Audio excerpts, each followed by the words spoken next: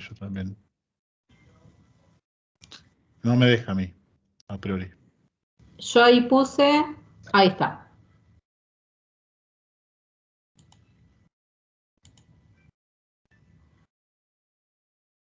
Listo. Bueno, ahí están viendo, ¿verdad? Sí, profe. Genial. ¿Se está grabando? ¿A ustedes les aparece? Sí, sí. Buenísimo. Sí. Bueno, para ver esto de estocástico, que es la palabrita, digamos, que en probabilidad estadística es como que es el concepto que el primero que empezamos a charlar, me pareció que estaría bueno decir, bueno, mira, yo quiero saber qué es estocástico, pero lo voy a pensar comparando los modelos, los dos que existen.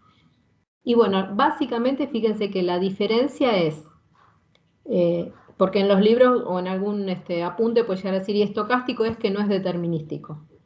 Pero con esa definición me mataste. ¿Qué significa estocástico y determinístico? Bueno, acá fíjense que está la explicación. Cuando un modelo es determinístico, sabemos exactamente cuál es el resultado. Si nosotros, por ejemplo, imagínense un proceso que tenemos, no sé, determinadas variables de entrada y después vamos a tener determinados resultados. Bueno, si yo a ese proceso siempre le estoy ingresando las mismas variables, ya sabemos que siempre vamos a obtener los mismos resultados. Si nosotros variamos esa entrada que le hacemos al proceso, bueno, obviamente va a cambiar lo que pasa en el resultado. Pero un modelo determinístico se caracteriza justamente por tener los mismos ingresos y saber que van a obtener los mismos resultados cuando se genere el procedimiento que estamos mencionando. En cambio, hablar de estocástico es que vamos a tener quizás las mismas variables de entrada en ese determinado proceso o procedimiento que estemos realizando, pero los resultados van a variar cada vez. Van a ser distintos. Entonces, ahí es donde empieza a importar esto de que sea estocástico. Porque justamente, bueno, la probabilidad nació con el tema, imagínense que lo primero que se empezó a utilizar es tratar de hacer repetibles los juegos de azar. Tiraban la moneda y siempre cara, de repente cayó seca. ¿Qué pasó? Quédense todos quietos, que alguien movió algo, que hicieron, ¿por qué salió seca? Entonces, bueno, empezaron así a verificar, mira, si lo repetí, espera, ¿cuántas veces había tirado la moneda? Bueno, empezaron a anotar, a contar, a anotar, a contar, y bueno, así es como que apareció más o menos la idea de probabilidad. Lo que nos importa a nosotros de esto que estamos viendo acá, básicamente es que la diferencia entre estos dos modelos es que cuando es determinístico uno tiene certeza de lo que ocurre, ¿está bien? O sea, si uno, imagínese una máquina, y bueno, mira, si yo a la máquina le pongo, no sé, por acá el maíz pisingallo, lo que voy a esperar que salga es pochoclo, ¿está bien? Y yo ya sé que va a salir pochoclo. Es como que, listo, siempre que meta el maíz pisingallo voy a tener como resultado pochoclo. Tengo certeza de lo que pasa. En cambio, en el modelo estocástico está este concepto de incertidumbre que realmente podemos llegar a saber cuáles son los resultados, pero la verdad que no tengo esa certeza de que va a ser efectivamente uno que yo esté esperando. ¿Está bien? Bueno, esto de la incertidumbre está asociado con esto de lo aleatorio. ¿Está bien? Voy a tener un resultado distinto y es aleatorio. No sé efectivamente, con certeza, en qué momento va a aparecer como resultado ese que yo estoy esperando. Entonces, en la segunda parte de la cursada, vamos a trabajar mucho más con la parte estadística y vamos a trabajar en el tema de tratar de que esta incertidumbre, está bien, se vuelva un poquito más, bajar la incertidumbre. No vamos a llegar a la certeza, obviamente, pero bueno, vamos a trabajar sobre esto. ¿Qué pasa cuando hay incertidumbre y ¿cómo lo podemos trabajar nosotros? ¿Está bien? Vamos a empezar a ver que se pueden tomar decisiones haciendo estos métodos, estos procedimientos y trabajando, bueno, con los resultados que podrían llegar a ocurrir.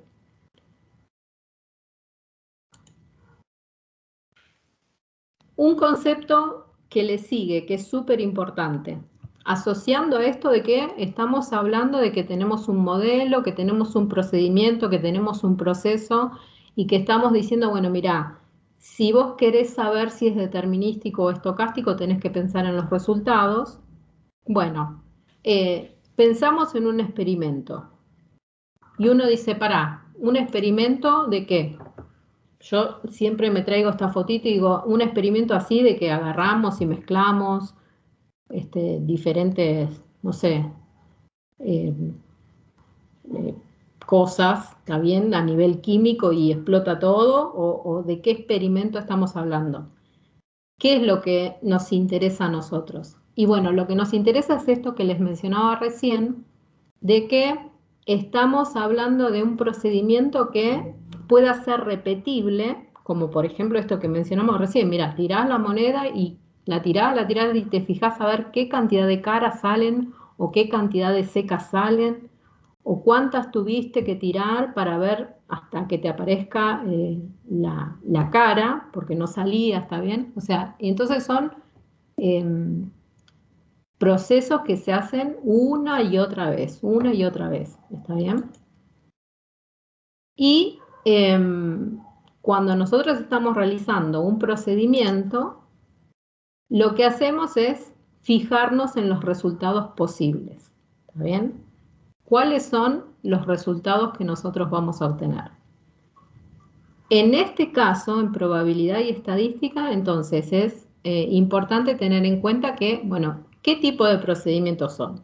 Son experiencias aleatorias. Son cosas que hacemos a diario. Por ejemplo, no sé, yo siempre les digo, tocamos el celular para ver ¿cómo es? El clima. Si tenemos que salir a la mañana, tocamos y qué es lo que estamos esperando ver. Y bueno, si va a estar el solcito, si va a estar el rayito ahí con la lluvia, si van a estar las gotitas, si va a estar nublado. O sea, nosotros estamos haciendo una experiencia aleatoria, solo por tocar el celular y mirar a ver cómo va a estar el clima. Entonces, los resultados posibles, ¿cuáles son? Y bueno, estos que mencioné, mirá, yo estoy esperando que me aparezca el solcito, la nubecita, el rayito o las gotitas de lluvia. Ahora, yo sé cuáles son los resultados, pero no tengo idea de cuál va a ser el que me toque una vez que yo esté desbloqueando el celular para ver cómo está el clima. ¿Está bien? Así que de ahí viene el concepto de espacio muestral. ¿Qué es el espacio muestral? Es el conjunto de todos los resultados posibles que vos podés obtener cada vez que haces una experiencia. ¿Está bien?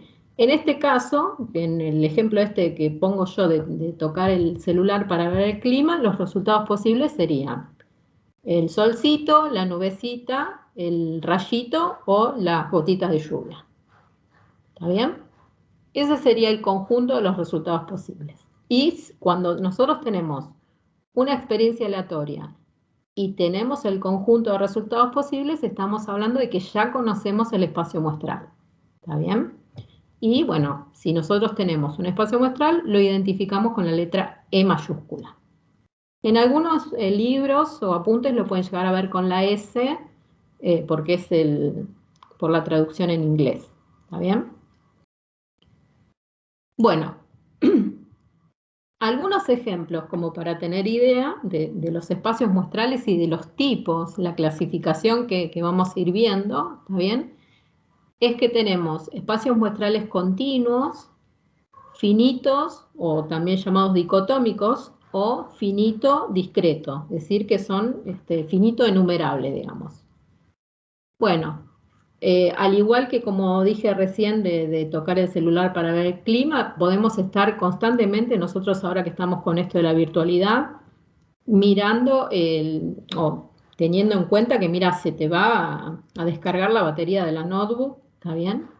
el tiempo de duración de la batería de la notebook es un espacio continuo, ¿está bien? Así que fíjense que acá está expresado cuál es el rango de validez que tiene el espacio muestral. Revisar el pronóstico para ver si lloverá o no mañana es esto que estábamos diciendo, pero fíjense la diferencia del ejemplo que yo les di recién con este que estamos viendo acá. La experiencia aleatoria es la misma, fíjense, revisar cuál es el pronóstico para ver si va a llover mañana. Yo dije que el espacio muestral de tocar el celular estaba compuesto por la nubecita, el solcito, el rayito o las gotas de lluvia, y sin embargo acá está definido de otra forma. Acá está definido como dicotómico. Dicotómico es verdadero o falso, sí o no. Y bueno, esto es también un espacio muestral.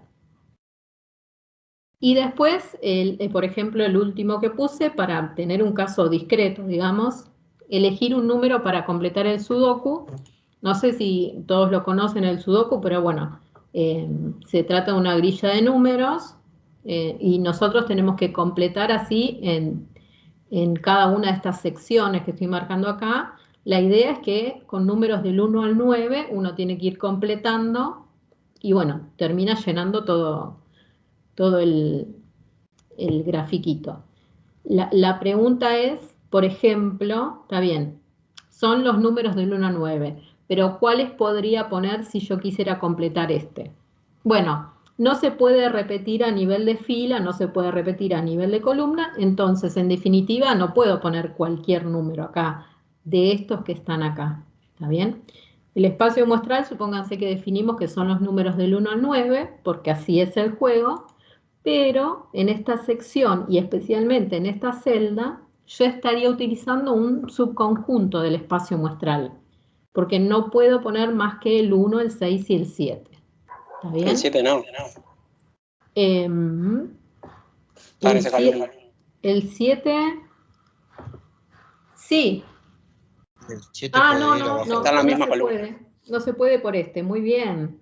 No se puede por este. Pero Entonces, puede ir abajo del 4. claro, no, pero yo puse esta celda. Esa de ahí. ¿Qué pondríamos acá? Y miren, el 7 ya está. No puede estar acá. Así que perfecto. Muchas gracias por haberlo. Lo hice a propósito para ver si alguien sabía jugar al sudoku. No. Quedó mal, en serio. Bueno, entonces, volviendo al espacio muestral.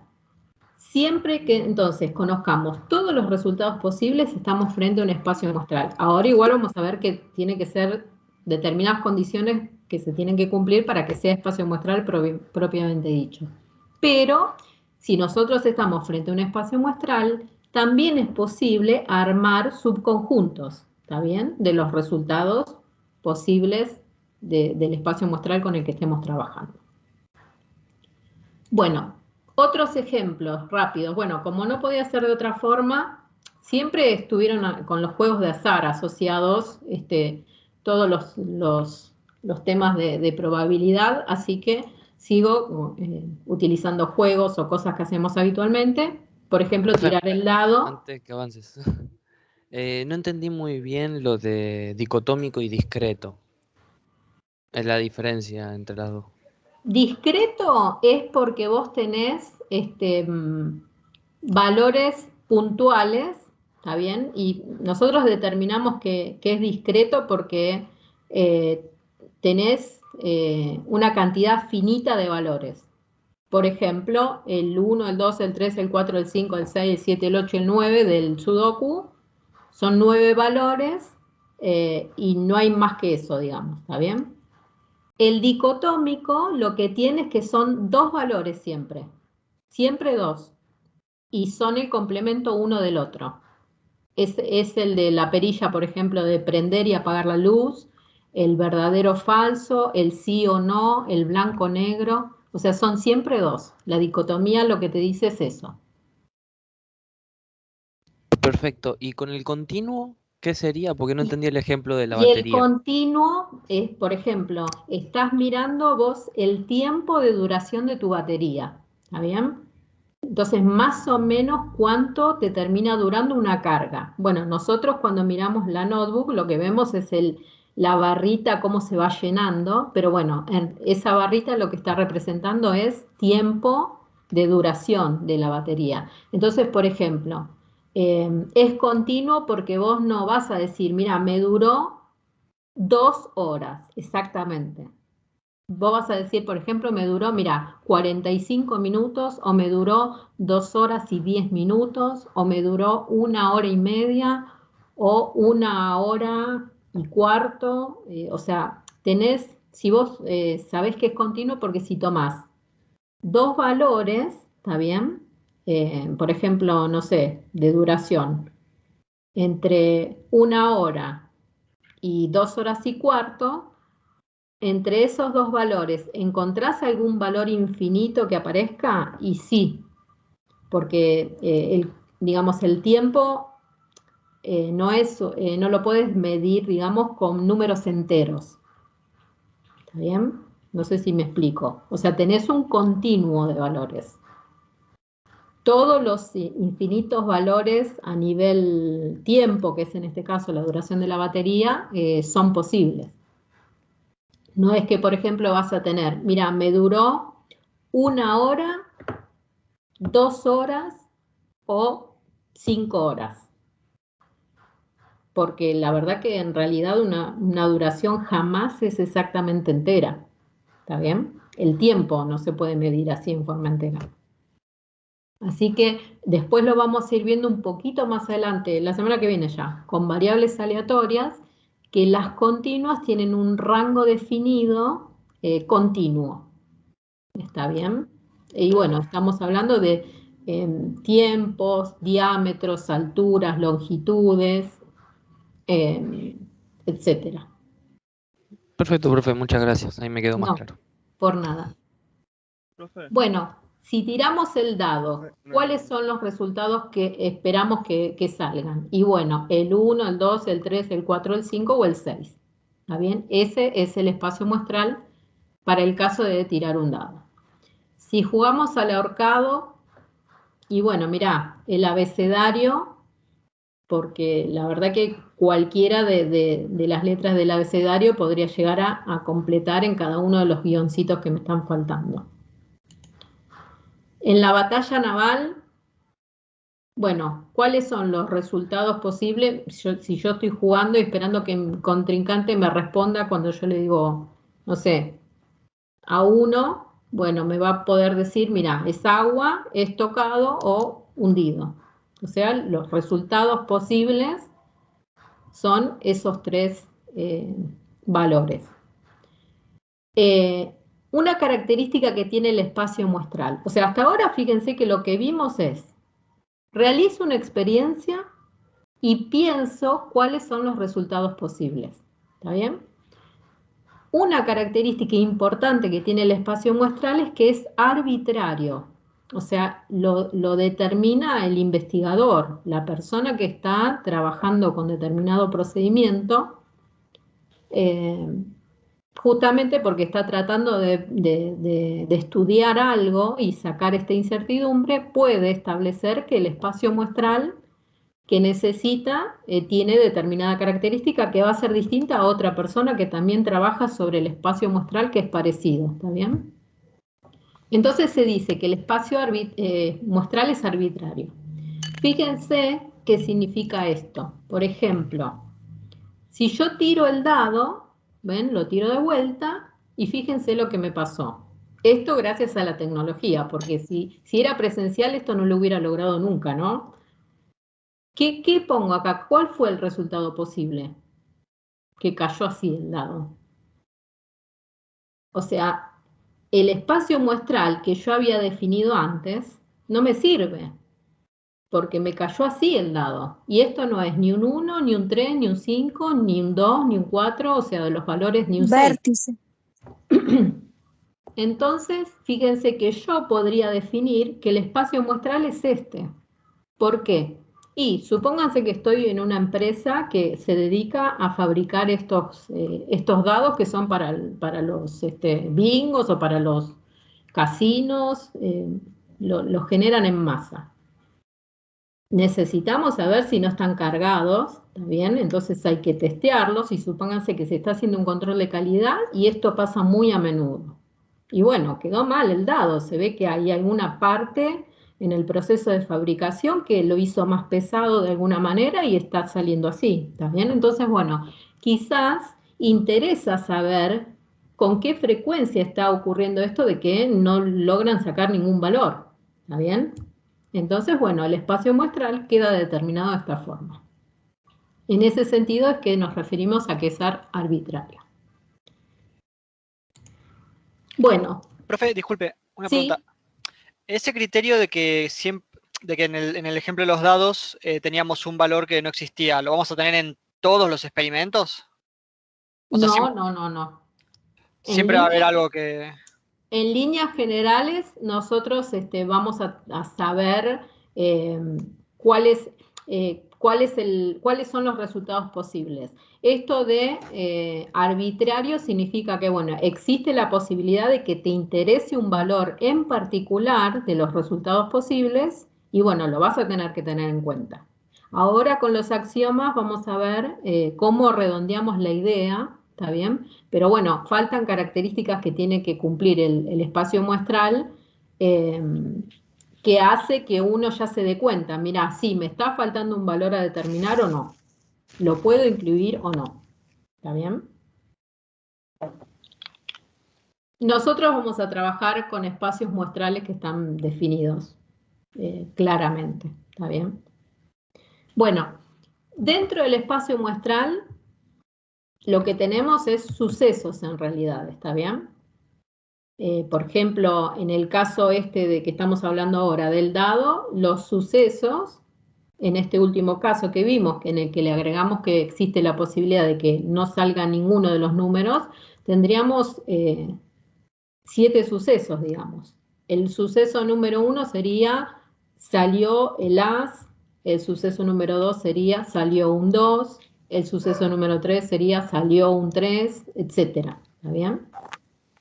Así que fíjense que nosotros necesitamos, ahora que estamos ya arrancando la materia y que aprendemos probabilidad estadística, a definir los sucesos.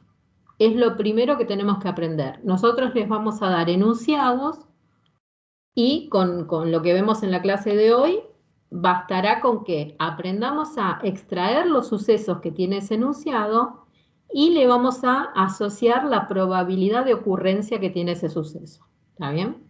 Eso es básicamente lo que aprendemos con la unidad número 1. Entonces, bueno, necesitamos aprender a sacarlo del enunciado. Bueno, ¿qué es un suceso? ¿Cómo lo encuentro? Bueno, un suceso es un evento, una acción, algo que puede ocurrir o que no puede ocurrir. ¿Está bien? Es decir, si yo defino el suceso, salió un as cuando tiré el dado, bueno, eso puede ocurrir o puede no ocurrir. O salió el as o me salió un 5 a lo mejor, ¿está bien? Así que tiene eso de dicotomía. Es un subconjunto del espacio muestral, así como vimos en lo del sudoku, ¿está bien? Y a mí la que me interesa, la definición es esta tercera que dice, quiero que lo pensemos gramaticalmente, porque nosotros lo vamos a tener que aprender a extraer del enunciado, ¿está bien? Entonces, por lo general se entiende prácticamente que es una oración enunciativa, es decir, tiene un sujeto, un predicado y un verbo, ¿está bien? Saqué un as cuando tiré el dado, o acá les puse otros ejemplos. La película es de suspenso. El cliente no paga con tarjeta de crédito. El alumno promociona probabilidad estadística. ¿Está bien? O sea, ven que son oraciones. Nosotros vamos a tener entonces los enunciados de los ejercicios con oraciones de este tipo y lo que vamos a hacer cuando los encontremos es, bueno, listo, yo voy encontrando los sucesos y les tengo que asociar la probabilidad de ocurrencia. Ahora lo vamos a ver un poquito más adelante qué significa eso. ¿Está bien?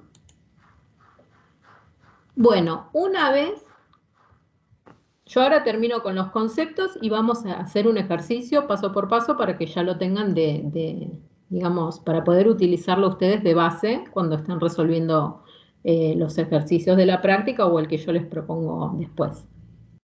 Pero bueno, una vez que encontramos los sucesos, es súper importante que clasifiquemos a ver si son disjuntos o excluyentes. ¿Y pero para qué me sirve esto? Y nos sirve, según lo que nos estén preguntando en la consigna, nos va a servir saber si son disjuntos o excluyentes. ¿Está bien? Entonces, bueno, necesitamos aprender esto. ¿Cuándo son disjuntos? ¿Qué significa que sean disjuntos? Bueno, lo dice acá. Si nosotros tenemos los sucesos A y B, cualquiera, después los vamos a ir sacando del enunciado, pero ahora supongamos que son el suceso A y el suceso B. Van a ser disjuntos si no existe intersección entre ambos sucesos. ¿Está bien? Bueno, ¿y qué significa eso? Bueno, que tenemos un espacio muestral, acá ya empezamos a hacer el grafiquito del espacio muestral, que es de este tipo. ¿Ven? Son, como yo le digo, el gráfico de cajitas.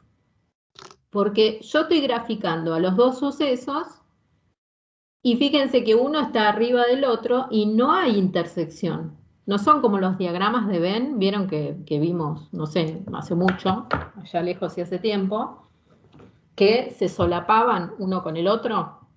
Ahí había intersección. Bueno, acá, cuando no hay intersección entre los dos sucesos, estamos diciendo que son disjuntos o excluyentes. Eso es lo que miramos. Acá, bueno, lo estamos viendo gráficamente. Ahora después lo vamos a ver con un ejemplo, a ver cómo es que lo podemos identificar dentro de un enunciado de un ejercicio. ¿Está bien? Bueno, la idea ¿cuál es? Que en el enunciado del ejercicio, si quieren que yo interprete que son disjuntos o excluyentes, me tiene que dar a entender el enunciado de que, mira, ocurre A y no hay manera de que ocurra B. ¿Está bien?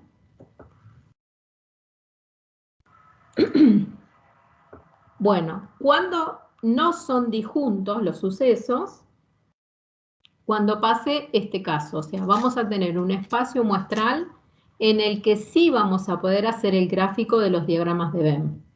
¿Está bien? Entonces, fíjense que tenemos el suceso A, tenemos el suceso B y se ve claramente que hay intersección entre los dos. Entonces, acá sale este gráfico, que es el espacio muestral de sucesos no disjuntos. Yo voy a poder calcular esta probabilidad. Esta parte que quedó azul es solo ocurre A. Esta parte que quedó acá es solo ocurre B. Y obviamente en el medio estamos diciendo que ocurren los dos en simultáneo. ¿Está bien? Y básicamente es lo contrario de lo que estuvimos viendo antes. ¿Está bien? Acá sí pueden ocurrir los dos sucesos en forma simultánea. Y lo que queda por fuera de los diagramas de Venn es justamente el complemento de la unión de estos dos. ¿Se acuerdan que cuando veíamos, ¿no?, diagramas de Venn o la teoría de conjuntos, digamos, todo esto era A unión B? Así que nos interesa saber cómo calcular la unión porque eso nos ayuda cuando los sucesos son no disjuntos. Bueno, esto es justamente la diferencia que tienen este tipo de diagramas con el de las cajitas que vimos recién. ¿Qué tenemos que saber nosotros y recordar? Distinguir cuándo son disjuntos y cuándo son no disjuntos. ¿Qué voy a mirar para ver que pase eso? Bueno, si hay intersección entre los dos sucesos o no.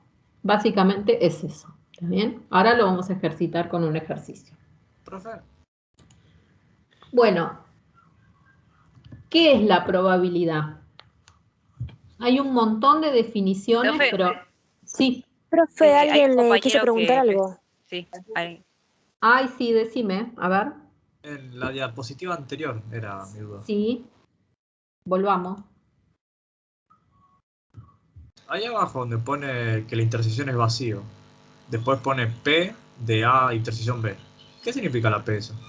Ah, porque me adelanté un slide, lo puse antes de tiempo.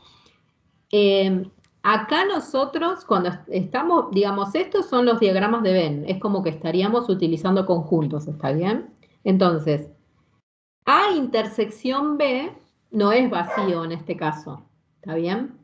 Ahora, nosotros vamos a aprender ahora a calcular cuál es la probabilidad de que ocurra A, cuál es la probabilidad de que ocurra B, cuál es la probabilidad de que ocurran ambos en simultáneo, ¿está bien?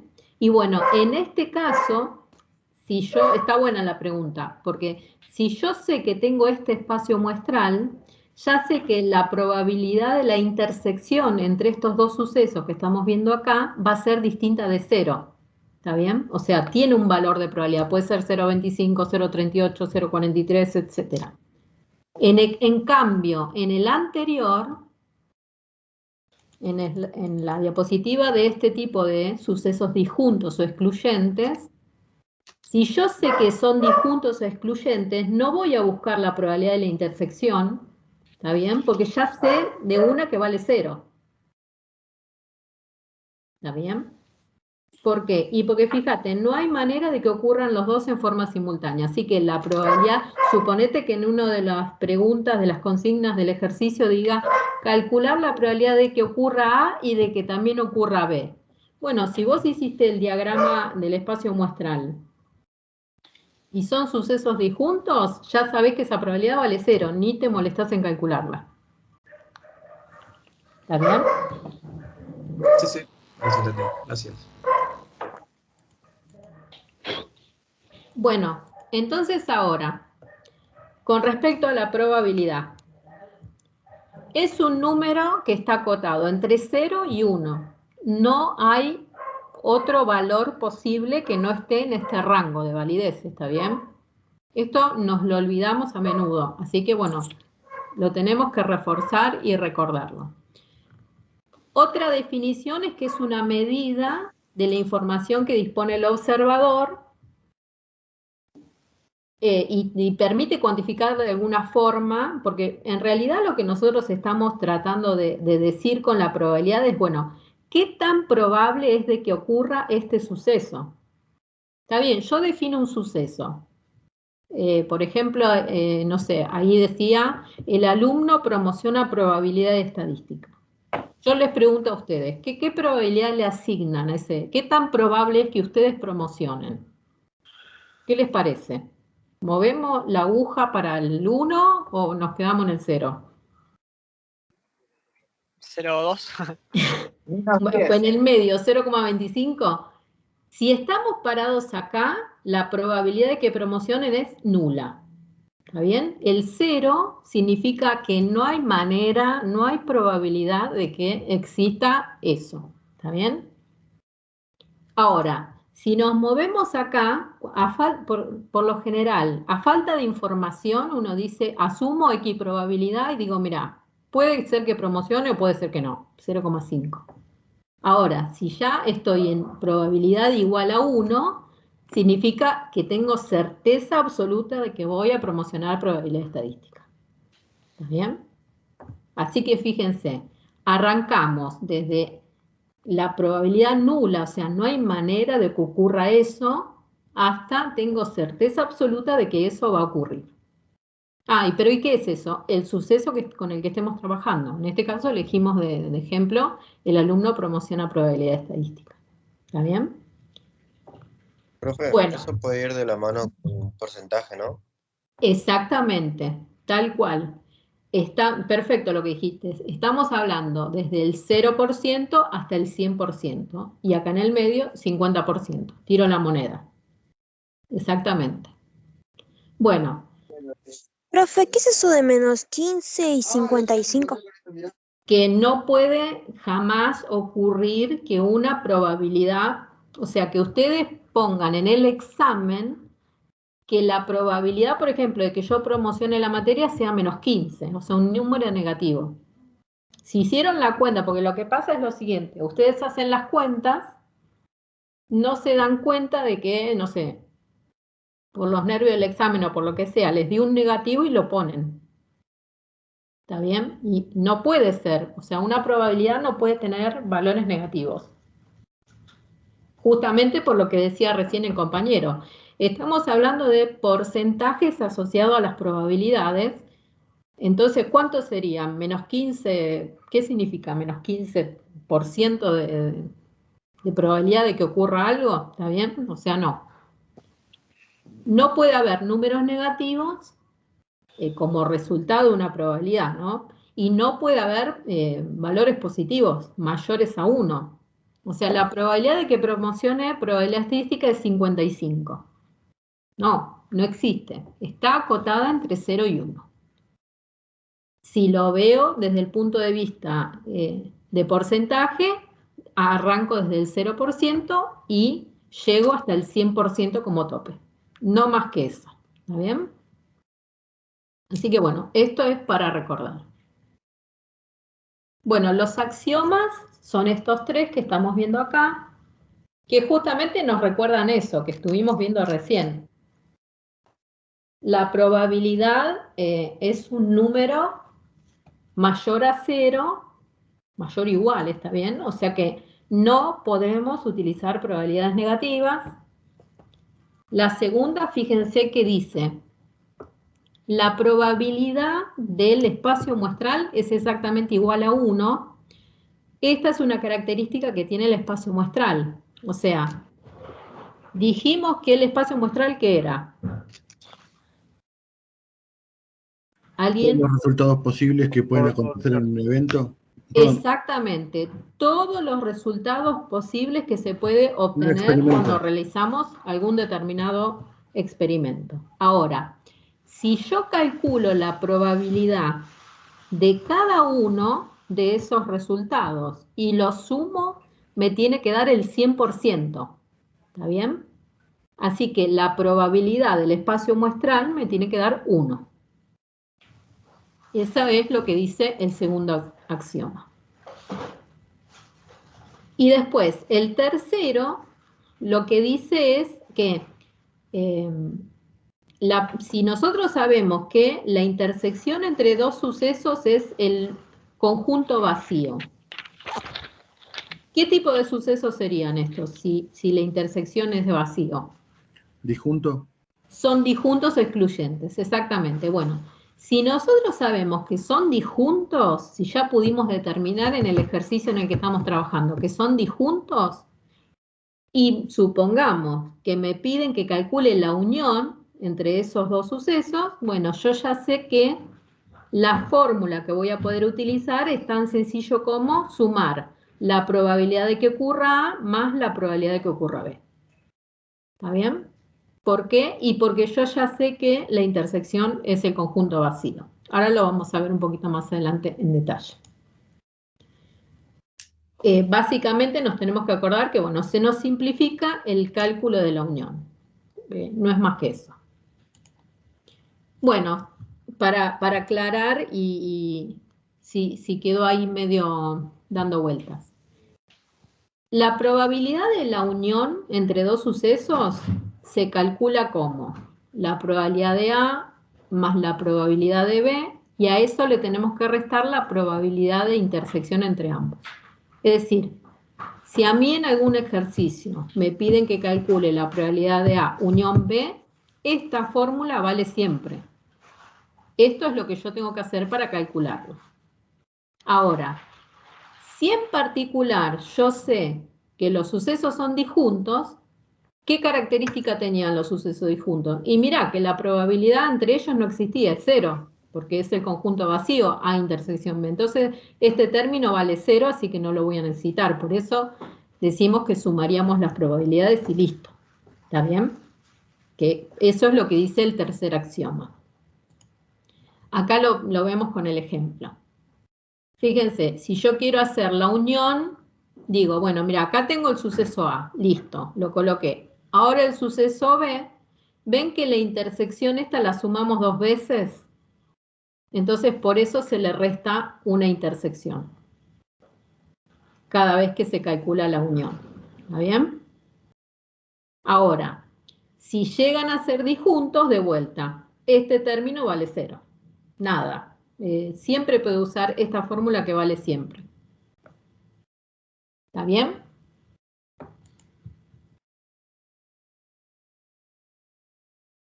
acá tenemos el otro caso. ¿Qué es lo que sucede con la unión cuando son disjuntos excluyentes? Fíjense. Y bueno, mirá, yo tengo el suceso B y le pongo arriba el suceso A. No hay manera de que estén juntitos, ¿ven? O sea que el tercer término no lo necesito. No lo necesito restar porque directamente no existe la intersección entre estos dos sucesos. Eso es básicamente lo que necesitamos aprender. ¿Cómo se calcula la unión de dos, o sea, para poder calcular la probabilidad de la unión entre dos sucesos? Y bueno, la forma es esa. Calcular primero la probabilidad de A, sumarle la probabilidad de B y restarle eventualmente la probabilidad de la intersección entre ambas, si es que lo necesito, ¿está bien? Bueno, equiprobabilidad es algo que lo usamos bastante. ¿Qué significa equiprobabilidad? Y bueno, que los resultados posibles que puedo llegar a tener yo de un espacio muestral tienen exactamente la misma probabilidad de ocurrencia cada uno de ellos. ¿Está bien? Es tan probable que me toque el resultado número 1 como el resultado número 8 de determinado espacio muestral. ¿Está bien? O sea, todos tienen la misma probabilidad de ocurrencia. Entonces, por ejemplo, acá para ejemplificar, elegí esto de lanzar la moneda y observar de qué lado cae. ¿Está bien? Bueno, ¿cómo escribiríamos los resultados posibles del espacio muestral? Y bueno, mira, o me sale cara o me sale seca. No hay más, es súper sencillo esto. Bueno, y si tengo que pensar cuál es la probabilidad de que te salga cara y cuál es la probabilidad de que salga seca. Medio y un medio. Claro, yo acá los defino como sucesos, fíjense, para que ya empecemos a practicar. A es el suceso, sale cara al tirar la moneda. Puse A negado para decir lo contrario, porque la verdad que es prácticamente dicotómico. ¿Alguien podría haber puesto una B larga o alguna otra letra? Sí, por supuesto. Eso lo definen ustedes. Siempre que definan y que escriban bien qué significa para ustedes cada una de las letras, ¿está bien? Pero bueno, tengo el suceso A y el suceso A negado, y bueno, la probabilidad de que salga cara como la probabilidad de que salga seca, perdón, es exactamente la misma, es decir, 0,5. ¿Está bien? A veces, en algunos ejercicios en los que no tenemos, por ejemplo, la probabilidad de ocurrencia de determinado evento, por falta de información se asume equiprobabilidad. Entonces uno dice, bueno, mira, como no tengo información, asumo equiprobabilidad y digo, es como tirar la moneda, 50 y 50. ¿Está bien? Se utiliza el 0,5 si uno tiene incertidumbre.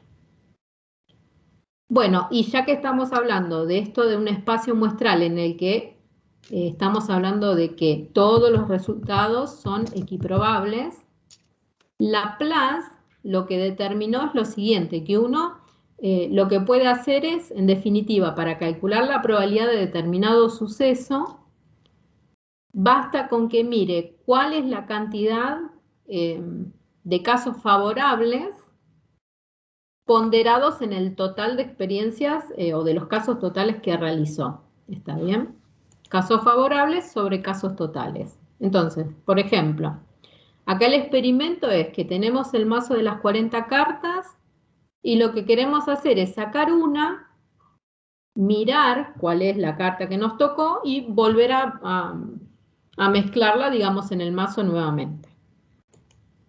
Entonces, el espacio muestral que estamos definiendo para ejemplificar esto es que tiene estos 4 sucesos. La carta es de basto, la carta es de oro, la carta es de copa y la carta es de espada. Entonces, fíjense, tengo un espacio muestral que tiene 4 sucesos. Ahora lo que necesito es asignarle la probabilidad de ocurrencia. ¿Cuál es la probabilidad de que la carta sea de basto? 10 sobre 40. Un cuarto. Claro. ¿Cuál es la probabilidad de que la carta sea de oro? 10 sobre 40. ¿Cuál es la probabilidad de que la carta sea de copa? 10 sobre 40. Y lo mismo con espada. Bueno, yo acá, fíjense, defino los 4 sucesos, ¿está bien? Para que estén bien identificados con las letras. Y cuando le tengo que asignar la probabilidad de ocurrencia, pasa esto. La probabilidad de A es exactamente a la de B, a la de C y a la de D. ¿Por qué? Y bueno, porque lo que estamos haciendo es justamente del total de cartas que nosotros tenemos, que son 40, identificamos, bueno, cuáles son los favorables a cada uno de estos 4 eventos que se definieron en este espacio muestral. Y mira, hay 10 de basto, hay 10 de oro, hay 10 de copa y hay 10 de espada. Así que la probabilidad de sacar cada una de estas cartas es exactamente la misma, 1/4.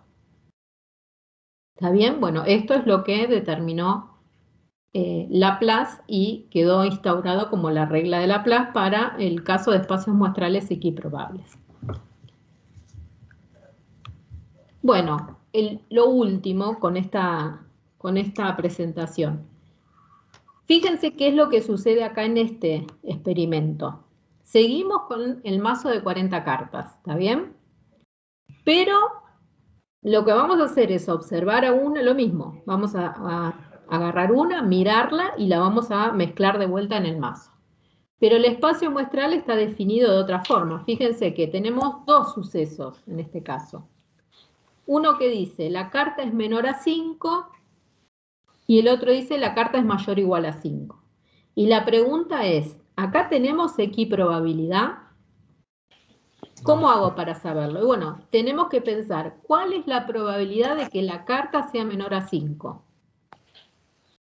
16 sobre 40. ¿Cuántas? 16 sobre 40. 16 sobre 40, yo acá los defino. La carta es menor a 5, anegado, la carta es mayor o igual a 5. Y bueno, estamos utilizando lo mismo que hicimos recién. Mirá, tenemos 40 en total. Eso está claro. Ahora, cuando yo voy a pensar cuántas son las que cumplen con esta condición, quiero contar los casos favorables, y menores a 5 tengo 16. Porque son del 1 al 4 por cada uno de los palos, digamos. 4 de basto, 4 cartas de oro, 4 de espada y 4 de copa. Así que son 16. Así que fíjense que pareciera, está bien, son 2 sucesos. Uno dice, ¿es equiprobable? No, hay que fijarse bien cuáles son los casos favorables y cuáles los totales para ver cuánto nos queda determinado la probabilidad de ocurrencia de cada uno de estos sucesos. Este evidentemente no es equiprobable porque no tienen la misma probabilidad de ocurrencia los sucesos que están definidos en este espacio. ¿Está bien? Profe, una pregunta. Profe, le hago una consulta. Sí. ¿Esta presentación la va a subir después a Miel o está? Les queda grabado en Teams el video. Ahora después vemos a dónde queda. Les queda almacenado ahí para que lo vean cuando quieran. Sí, ¿me ibas a preguntar algo? ¿Alguien más? Sí, yo te quería hacer una consulta. Sí. No sé por qué entendí que la regla esta de Laplace era solo para X probabilidad. Sí, es para X probabilidad, pero por eso, fíjense que les estoy poniendo X probabilidad, o sea, acá estamos frente a un espacio X probable y no, lo que les quería mostrar es eso. Ya el espacio muestral no es X probable, ¿está bien? Claro, pero me quedó esa duda, de igual forma llegó a la probabilidad de que sucedan ambos sucesos. ¿Cómo? ¿De igual forma? O sea, se aplicó Laplace de igual forma y llegó a la probabilidad de ambos sucesos, ¿o no? Claro, pero vos lo que estás haciendo es determinando una probabilidad. Una probabilidad es contar los favorables sobre los totales, Claro. pero la equiprobabilidad lo que dice es que va a ser un espacio muestral equiprobable si lográs que tenga la misma probabilidad de ocurrencia. ¿Está bien? Ok. Bueno, ¿alguna pregunta?